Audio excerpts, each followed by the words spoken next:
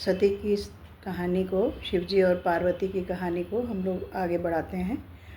सती ने पार्वती के रूप में जो हिमाचल के घर में जन्म ले लिया है, और शिव जी जो है वो बहुत ही नाराज़ हुए थे जब सती की डेथ हुई थी।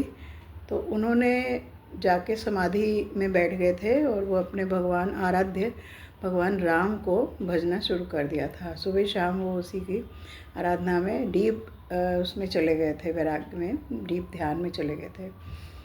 अब काफ़ी साल बीत गए ध्यान करते हुए, तो राम जी एक बार प्रकट हुए और उन्होंने जो उनसे बोला कि आप अब अपना ये समाधि छोड़ दो और अपना संसार ग्रस्त जीवन फिर से स्टार्ट करो।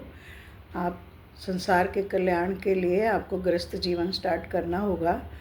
इसके लिए माने नहीं शिव जी। उन्होंने कहा कि जब से सती की डेथ हुई है, जब से सती इस तरह उसके साथ हुआ है, तो मैं बिल्कुल ही, मुझे संसार से मोह ख़त्म हो गया है और मैं नहीं चाहता दूसरी बार ब्याह करने का।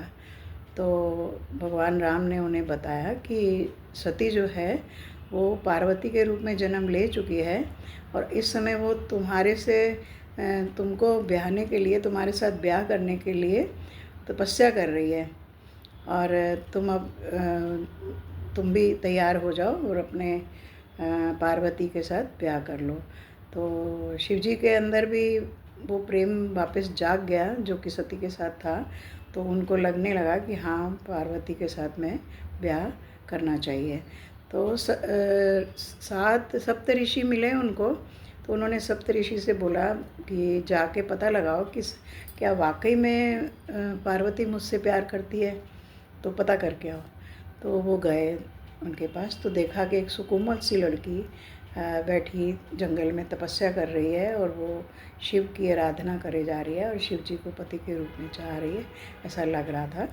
तो उन्होंने पास में जाकर, जैसे छानबीन करनी होती है तो पूछने के लिए, वो जानते तो सब थे लेकिन फिर भी वो पास में जाकर उन्होंने पूछा कि तुम इतनी सुंदर सुकुमारी बच्ची सी हो, तो तुम क्यों ये सब तपस्या जंगल में क्यों कर रही हो?